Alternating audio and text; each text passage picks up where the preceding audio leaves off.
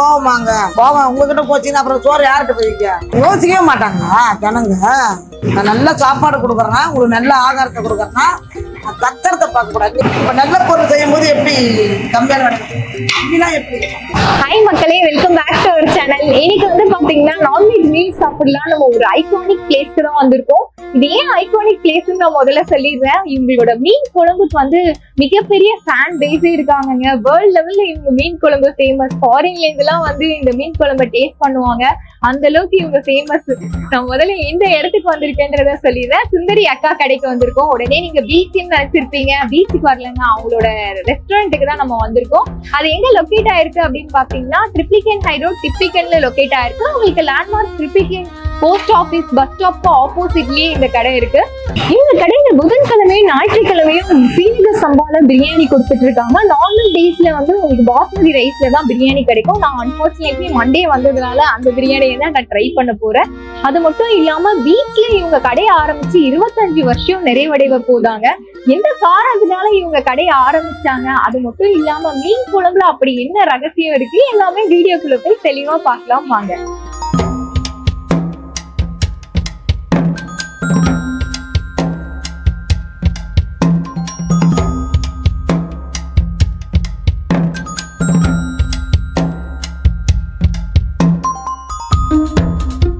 சுந்தரேகா மட்டும் காட்டுறாங்க.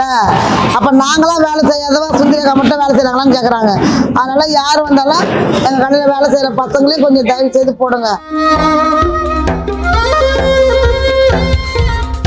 இது வந்து கிரேவிக்கா மீன் குழம்புக்காக்கா? மீன் குழம்பு கத்திரிக்காவா? இதெல்லாம் அரிஞ்சு முதல்ல வச்சுக்குவோம். புளியெல்லாம் ஊற வச்சிருவோம். அங்க போய் தக்காளி வெங்காயம் வெட்டுறாங்க பாரு.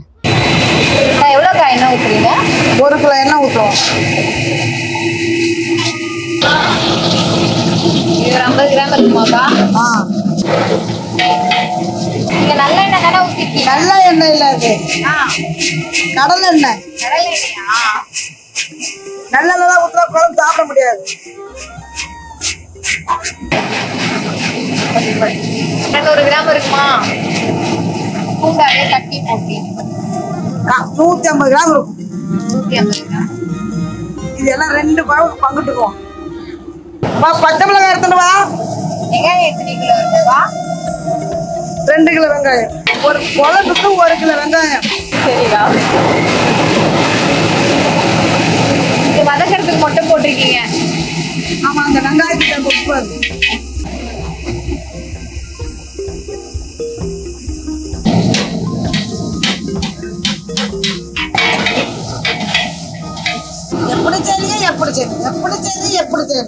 எப்படி செய்யறோம் பாருங்க.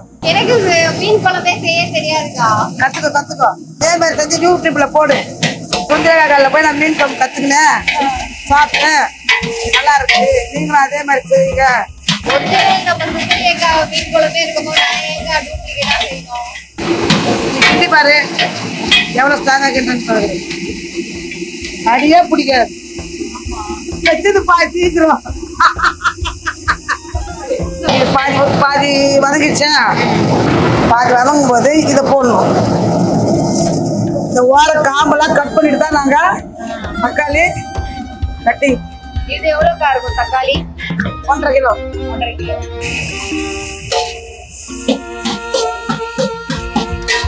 அதுக்கு கொஞ்சம் உப்பு. இதுக்கும் வந்து வதங்கிறதுக்கு கொஞ்சம் உப்பு. வதங்கிறதுக்கு இல்ல, அதுக்கு ஒரு டேஸ்ட். தக்காளி சாப்பிட வெங்காயத்துல போட்ட உப்பு தக்காளியில வதக்காது. குழம்போட ஹைலைட்டா இந்த தக்காளி வெங்காயம் வதக்கிறது தான். அதே மாதிரி கொதிக்க வைக்கிறது. நல்லா அப்படியே கிரேவி மாதிரி. ஆமா, வெங்காயம் தக்காளி அளவுக்கு. நீங்க என்ன பண்ணுங்க,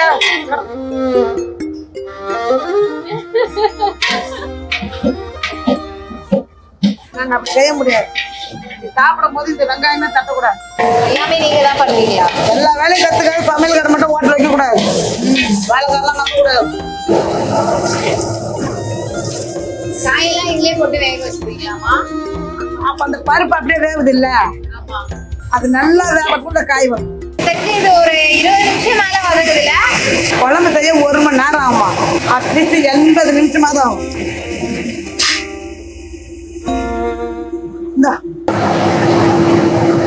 இது மிளகாத்தூளாக்கா? இதெல்லாம் நீங்களே அரைச்சு வச்சிருப்பீங்க? குழம்புக்கு, சாம்பாருக்கு எல்லாம் ஒண்ணுதான்? எல்லாத்துக்கும் ஒரேதான். மிளகா, மல்லி, மிளகு, ஜீரகம், கடுகு, வெந்தயம், பத்த உளுந்து, மஞ்சள், துவரம்பருப்பு. தனியாவும் மிளகாவும் சம அளவு போடுவீங்களா? மிளகா கம்மியா போடுவோம், தனியா அதிகமா போடுவோம். 1.5 மடங்கு தனியா, 1 மடங்கு மிளகா. 1 கிலோ மிளகாவுக்கு 1.5 கிலோ தனியா போடுவோம். தண்ணி வந்து ஒரு 10 லிட்டர் தண்ணி ஊத்துவீங்களா? 10 லிட்டரா? 2 கேன். இப்ப போட்டோமா, இப்ப வந்து புளியை வந்து புளிப்பு இருக்குதா புளியில அப்படின்னு பார்ப்போம். கொஞ்சோண்டு வெடுப்பு வாசனை வராது. மாங்காய் வரிப்பா. ஒரு குழம்புக்கு 3/4 கிலோ புளி, 1 கிலோ மிளகாத்தூள். நீங்க அரைக்கிற மிளகாத்தூள் தான், வேற எதுவும் போடல? பாருங்க, உங்க ஏற்கதான் செய்யறோம். கொதிக்கிற வரைக்கும் கூட பாரு. நீங்க இப்படி போன பிறகு இப்பெல்லாம் இறக்குற வரைக்கும் பாப்போம் நாங்க. மீன் வரணும் இல்ல குழம்புல போறது.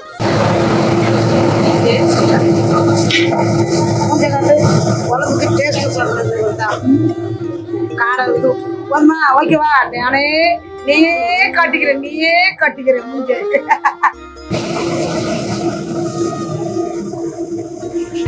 இந்த இடத்துல எடுக்கிறதுக்கே பண்றிய. அந்த மனுக்கு போய் இந்த மாதிரி ஓட்டிச்சுன்னு என்ன பீச், சென்னை சுந்தரேகா கடை. ஓகே, ஒரு செல்ஃபி. ஓ, வேற லெவல்ல ஃபேமஸ் ஆயிட்டீங்க. என் கூட வந்தவங்க காடாயிட்டாங்க.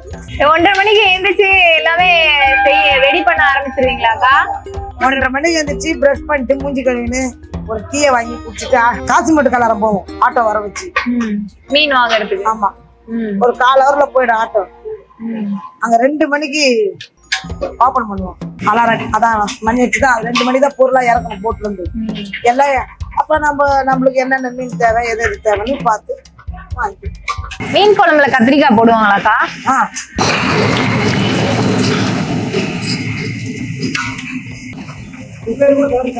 மக்கள் சொல்றேன்னா நல்லா கவனமா கேட்டுங்க. எங்க கடை என் பேரை போட்டு நிறைய பேர் கடை ஓபன் பண்ணிட்டாங்க. என் கடைக்கு வந்து நான் காணாவூர் உணவகம் தான் வச்சு என் கடை பேரு மக்கள் வச்ச பேர் தான் இந்த சுந்தரி அக்கான். இத மாதிரி சொல்லிதான் கடை வந்து ஃபேமஸ் ஆச்சு. மக்கள் வந்து இப்பெல்லாம் விழிப்புணர்ச்சியோட இருக்கிறீங்க. நீங்க எவ்வளவு அறிவு உள்ளவங்க, நீங்க எவ்வளவு யோசிக்காதமான்றத நீங்க சாப்பிடுற சாப்பாடு உங்களுக்கு அந்த கடையோட நேம் உங்களுக்கு கண்டிப்பா சொல்லும். அவங்க சுந்தரி அக்கான்னு போட்டுக்கிறாங்கப்பா, அந்த இடத்துல என் போட்டா இல்லை. அப்ப நீங்க என்ன பண்ணணும், இது நம்ம கடை கிடையாது. சுந்தரேகா கடையில வந்து சுந்தரேகா போட்டாங்கதான் பாக்குறவங்க. நீங்க சுந்தரேகா கடை இல்லாத போய் பார்க்க தெரியாதா? நல்ல நோட்டுக்கிற இடத்துல கள்ள நோட்டான்னு பாக்குறீங்க.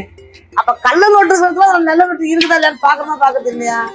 இதுதான் நீங்க தான் முடிவு எடுக்கணும்.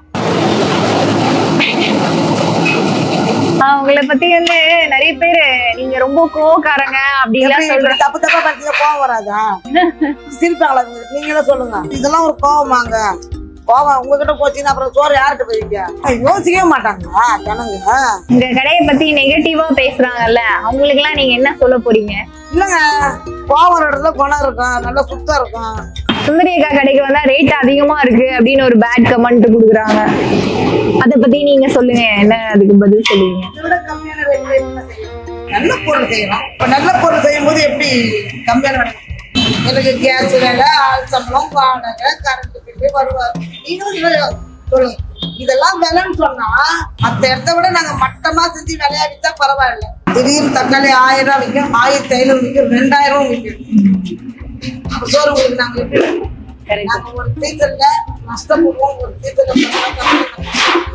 இதுதான் எங்களுடைய வாழ்க்கையை வாழ்வாதாரம். நாங்க உண்மையில சம்பாதிச்சு ஆடமாடி 25 வருஷம் கடை போட்டு 280 ஸ்கொயர் ஃபீட் ஒரு கூடு கட்டிக்கிறோம். அதுதான் அப்படி இதுல வந்து நாங்க பார்க்கல. நாங்க வெளியே போய் வேலைக்கு போய் கூட அது 2000 என் கூட கப்பலுக்கு வந்து என் கூட ஹோட்டல் மேனேஜ்மெண்ட் பண்ணி வச்சிருக்கிறாங்க. நல்லா இருந்திருக்கும். மக்களுக்கு சேவை செஞ்சா இதெல்லாம் வரும், இதெல்லாம் ஒன்றும் பண்ண முடியாது சொல்றவங்க சொல்லிட்டு போட்டாங்க. தூட்டுறவங்க போட்டுறவங்க போட்டுட்டாங்க. உலகம் 1000 சொல்லிட்டு இன்னைக்கு நீதான் இது எதையும் கேட்டுவான். எல்லாத்தின்படி நடந்துக்க காட்ராவதுன்னு சொன்னாங்கல்ல, அது மாதிரி காட்ராவது ஹாஸ்பிட்டல் போய் சேர்த்துட்டாரு வீட்டுக்காரு.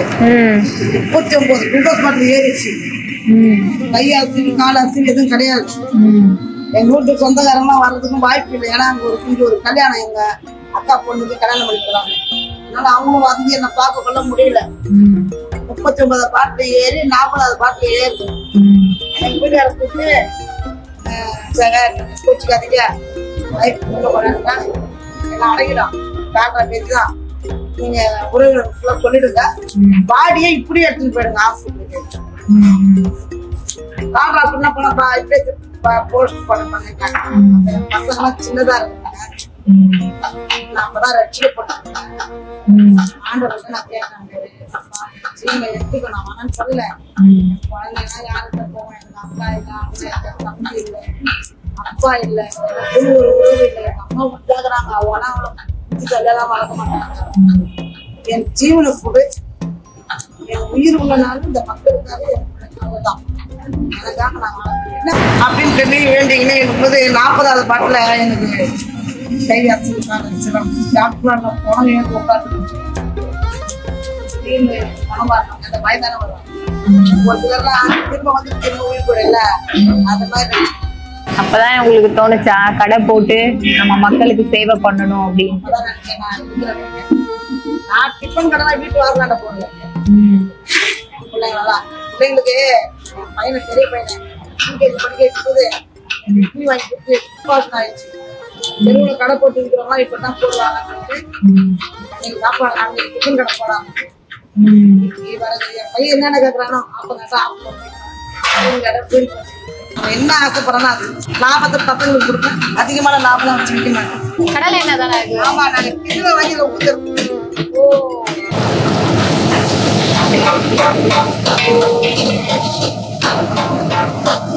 உப்பு கொஞ்சமா போட்டீங்க, அந்த இனிப்பு தெரியறதுக்கோசரம் கொஞ்சோண்டு உப்பு போட்டீங்க. ஒரு நாள் சப்பு முந்திரி ஒரு 1/4 கிலோ இருக்குமா? தேங்காய் ஒரு 2 தேங்காய் போட்டிருக்கீங்களா? ஒரு தேங்காய். நெய் வந்து ஒரு 1/4 கிலோ ஊத்திட்டீங்களா? 3/4 கிலோவா?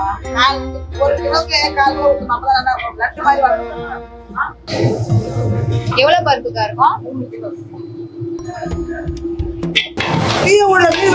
பச்சை மிஸ்ரா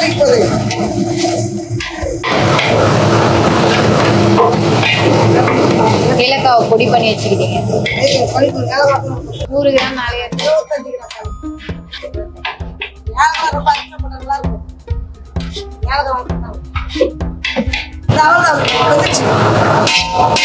பருப்பு வந்து வச்சுட்டு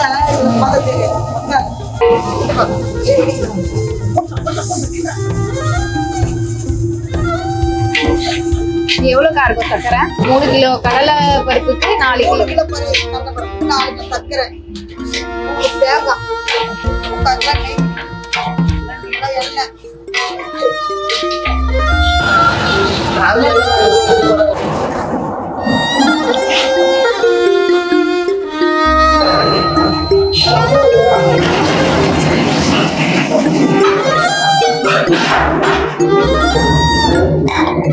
இது என்னது ப்ரோ? சிக்கன் பிரியாணிக்கு. ஓ, சிக்கன் கிரேவி மாதிரியும் கொடுப்பீங்களா? நம்ம ஆர்டர் பண்ணது எல்லாமே வந்துருச்சு. நம்ம பிரியாணி தான் இப்போதைக்கு போட்டிருக்கேன். நான் மீல்ஸுமே ஃபிஷ் மீல்ஸ் ஆர்டர் பண்ணியிருக்கேன், பிரியாணி சிக்கன் பிரியாணி ஆர்டர் பண்ணியிருக்கேன், கூட வந்து ஒரு 4 சைட் டிஷஸ் ஆர்டர் பண்ணியிருக்கேன். முதல்ல வந்து பிரியாணியோட ப்ரைஸ் சொல்லிடுறோம். 150க்கு கொடுக்குறாங்க. இந்த ஒரு போர்ஷன் நான் கொஞ்சம் ஷார்ட்ஸுக்காண்டி கொட்டியிருக்கேன். அது மட்டும் இல்லாம ரைத்தாவும் இந்த மாதிரி கிரேவி ஒரு 3 பீஸ் சிக்கன் போட்டு கிரேவியும் கொடுக்குறாங்க. மீல்ஸுக்கு வந்து உங்களுக்கு ஃபிஷ் குழம்பு நல்லா ஒரு 1/4 கிலோ மீன் இருக்கும், அது நல்லா பெரிய பீஸ், அதை போட்டு குழம்பு வச்சு கொடுத்துடுறாங்க. அப்பளம், ஸ்வீட்டு, உங்களுக்கு உருளைக்கிழங்கு கிரேவி, ரசம், மோர், சாம்பார் இதெல்லாம் கொடுத்துட்றாங்க. பிரியாணி ஆக்சுவலி நல்லா இருக்கு. நீங்க சொல்ற மாதிரியே வீட்டுல செய்யற மாதிரி தான் இருக்கு. ஒரு ஹோட்டல்ல சாப்பிடுற ஃபீலே இல்ல. உங்களுக்கு பீசஸ் எப்படி இருந்திருக்குன்னு காமிக்கிறேன். பாருங்க, நல்லா பஞ்சு மாதிரி பண்ணிருக்காங்க. இந்த கிரேவி கொடுத்துருக்காங்க, அதோட சாப்பிட்டு பார்க்கலாம். அவங்க வந்து கத்திரிக்காய்க்கு பதிலா ஒரு கிரேவி, சிக்கன் கிரேவில முட்டை போட்டு கொடுத்துருவாங்களாம். ஆனா சிக்கன் பீசஸ் எல்லாம் வராது உங்களுக்கு. நான் முட்டை வேணாம்னு சொன்னதுனால எனக்காண்டி ஒரு 2 பீஸ் போட்டு கொடுத்துருக்காங்க. ஆக்சுவலா வந்து கரெக்டா சொல்றது சொல்லணும். அப்புறம் சிக்கன் பீஸ் கேட்டு நீங்க சண்டை போட்டுற போறீங்க பாக்குறவங்க. மீன் குழம்பு சாப்பிடணும் மென்டலா ஃபிக்ஸ் ஆகி வந்துட்டான். ஆனா அந்த பிரியாணியோட டேஸ்ட் சூப்பரா இருக்கு. ஃபிஷ்ஷோட சைஸை பாருங்க, நல்லா எனக்கு தெரிஞ்சு ஒரு 1/4 கிலோ இருப்பான். இவன் தூக்கும் போதே தெரியுது. நல்லா இவ்வளவு பெரிய மீன் போட்டு குழம்பு கொடுக்குறாங்க. குழம்புமே நல்லா திக்கா இருக்கு. நம்ம செய்யும் போதே பார்த்துட்டோம். இந்த பவுல் ஈஸியா இருக்குப்பா ஊத்துறதுக்கு. அப்படியே ஓவல் ஷேப்ல கொடுத்துருக்காங்க. நான் கூட இப்படி ஊத்தணுமோ அப்படின்னு பார்த்தேன். இந்த சைட்ல வந்து கடலை பருப்பெல்லாம் அரைச்சி போட்டு ஒரு வித்தியாசமா பண்ணிருந்தாங்க. அது பார்க்கும் போதே செய்யறதை பார்த்தேன் பார்த்தீங்கன்னா போய் சாப்பிடணும்னு தோணுச்சு.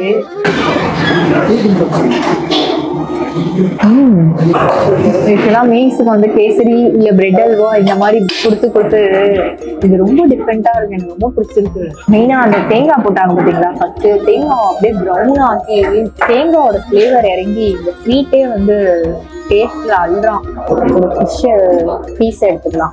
எனக்கு ஃபிஷ் பிடிக்கும், ஆனா முள்ள எடுத்து சாப்பிட்றதுக்கு கொஞ்சம் சோம்பேறி இருக்கேன்.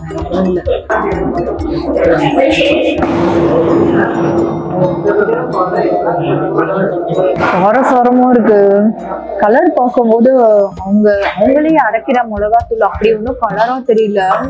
அதான் டார்க்கா இருந்தா காரமா இருக்கும்னு சொல்லுவாங்கல்ல, இது வந்து தனியா நிறைய மிக்ஸ் பண்ணாங்க அப்படிங்கிற மாதிரி அந்த அக்கா சொல்லியிருந்தாங்க. அந்த கை பக்கம் சான்ஸே இல்லைங்க. எப்பவுமே அவங்களுக்கு அளவு எல்லாம் சொல்ல தெரியல அப்படின்னாங்க. மெயினான விஷயம் எனக்கு மீன் வந்து ரொம்ப ஃப்ரெஷ்ஷா இருக்கு. அவங்க குழம்பு கூட்டிட்டு வெயிட் பண்ணிட்டு இருந்தாங்க மீன் வர்றதுக்காக. டெய்லியும் ஃப்ரெஷ்ஷா வாங்கி வைக்கிறாங்க மீன். நிறைய இடத்துல பாத்தீங்கன்னா விஷயமே வந்து அந்த அளவுக்கு வந்து குவாலிட்டியும் சொல்ற அளவுக்கு இருக்காது. மல்டி குசைன் ரெஸ்டாரண்ட்னாலே நம்ம போய் சாப்பிடறதுக்கு பயப்படுவோம். இங்க வந்து தைரியமா சாப்பிடலாம். நம்ம எறா ஃப்ரை வாங்கியிருக்கோம். எறா ஃப்ரை பாத்தீங்கன்னா 170க்கு கொடுக்குறாங்க. நல்லா வந்து ஒரு பெரிய பீஸ் எறா, ஜம்போ எறான்னு சொல்லுவாங்களா அந்த மாதிரி தான் போட்டிருக்காங்க. அந்த மீன் குழம்போட ட்ரை பண்ணுறாங்க. சூப்பரா இருக்கு. ட்ரையா ஒரு பொடி போட்டு ஃப்ரை பண்ணிருக்காங்க. ப்ரான்ஸ் வந்து ஓவராவும் குக் ஆகாம கரெக்டா குக் ஆயிருக்கு. சூப்பரா இருக்கு. அடுத்தது வந்து இந்த நண்டு தான் என் கண்ணு உறுத்திட்டே இருக்கு. இதோட பிரைஸ் வந்து 150க்கு கொடுக்குறாங்க. இந்த கிரேவியை போட்டு சாப்பிட்டாதான் நல்லா இருக்கும். உள்ள பாருங்க செம்ம ஃப்ரெஷ் இருக்கு. இருந்தா ஈஸியா தான் இருக்கும் சாப்பிடுறது. நண்டு காரத்துல சும்மா வெறித்தனமா இருக்கு டேஸ்ட். என்னடா இப்படி இருக்கு, பயங்கரமா இருக்கு. எனக்கு லைட்டா கோல்டு வேற இருந்துச்சா, அப்படியே அந்த நண்டு கோல்ட வெளியில எடுக்கலாம். இவங்க வந்து சீ ஃபுட்டுக்கு பேர் போனவங்க. பட் வந்து இந்த சிக்கன் தொக்கு பார்க்கும்போது டெம்ப்ட் ஆகுது. இந்த பாருங்க எண்ணெய்லாம் தாராளமா ஊத்தி பயங்கரமா பண்ணிருக்காங்க. கிரேவி ஐட்டம்ஸ் எல்லாமே பாத்தீங்கன்னா காரசாரமா இருக்கும். நாட்டுக்கோழிக்கு ஒரு ப்ரிப்பரேஷன் பண்ணுவாங்களா அதே மாதிரியே பண்ணியிருக்காங்க. நார்மல் சிக்கனுக்கு இந்த மிளகெல்லாம் தட்டி போட்டு மசாலா எல்லாம் வந்து இவங்க கையிலேயே அரைச்சிருக்கிறதுனால சூப்பரா இருக்கு. அப்படியே ஒன்னொன்னுத்தையும் டேஸ்ட் பின்னுது. இந்த சாம்பார் வந்து நான் செய்யும் போதே வந்துட்டேன். அதனால இந்த சாம்பாரை ட்ரை பண்ணியே ஆகணும். சுட சாதம் போட்டுக்கிட்டு எல்லா காயுமே போட்டிருந்தாங்க. கத்திரிக்காய், முருங்கைக்காய், கேரட்டு, கடம்பா, அப்புறம் இங்கிலீஷ்ல சொல்லிட்டேன் நான். இதுவும் 170க்கு தான் கொடுக்குறாங்க. அதே எறா ரேட்டுக்கு தான் கொடுத்துட்டு இருக்காங்க. ஸ்வீட்டு சூப்பரா இருக்குங்க. உள்ள போறதே தெரியல. நான் ரொம்பலாம் சூவே பண்ணல. ரொம்ப ஃப்ரெஷ்ஷா இருக்கு. அதே மாதிரி அவங்க ரொம்ப இது ரப்பர் மாதிரி ஆயிடும். ரொம்ப குக் பண்ணா ரொம்ப சூ பண்ணி சாப்பிடுற மாதிரி இருக்கும். ஒரு பக்குவத்துல பண்ணியிருக்காங்க அந்த அக்கா. சாம்பாருமே பீச்ல சாப்பிட்ட அந்த டேஸ்ட் அப்படியே இருக்கு. டேஸ்ட மாறவே கூடாதுன்னு சொல்லிட்டு யாருமே மாஸ்டர்ஸ் எல்லாம் வைக்காம இவங்க கை பக்குவத்துல பண்றதுதான் அவங்க வந்து இவ்வளவு தூரம் அவங்க பேரை நிலைச்சு நிக்கிறதுக்கான காரணம். இவங்க ரசம் வந்து பருப்பு தண்ணியெல்லாம் சாம்பாருக்கு வேக வைக்கும் போது எடுத்துட்டு இருந்தாங்க. ரசத்தோட டேஸ்ட் கண்டிப்பா நல்லா இருக்கும். பருப்பு ரசம் நல்லா இருக்கும். ஜீரணம் ஆகிறதுக்கு ஏற்ற மாதிரி பெருங்காயம்லாம் தூக்கலா போட்டு ஃபிளேவர்ஃபுல்லான ரசம். சீ ஃபுட்டு ஃபுல்ஃபில் ஆயிடுச்சு, எனக்கு ரொம்ப ஃபுல்ஃபில் ஆயிடுச்சு. சீ ஃபுட்டோட டேஸ்ட்லாம் அள்ளிடுச்சு. நானே வெளியில பார்க்கும்போது மல்டி குசைன் ரெஸ்டாரண்ட்னா ரேட் அதிகமா இருக்கும், டபுள் ரேட் கொடுப்பாங்க பீச்சோட இங்க அப்படின்னா. அதெல்லாம் இல்லவே இல்லை. ப்ரைஸ் வைஸ் வந்து நார்மலா ஹோட்டல்ல என்ன ப்ரைஸ் வச்சிருக்காங்களோ அதே ப்ரைஸ் எல்லாம் வச்சிருக்காங்க. கண்டிப்பா வந்து நீங்க யோசிக்காம இந்த இடத்துக்கு வந்து சாப்பிட்டு பாருங்க, அப்பதான் வந்து நான் சொல்றது புரியும். இதே மாதிரி நம்ம வேற ஒரு இன்ட்ரெஸ்டிங் வீடியோல சந்திக்கலாம். இத்துடன் உங்களிடமிருந்து விடைபெறுவது உங்கள் கிருத்திகா. பாய்.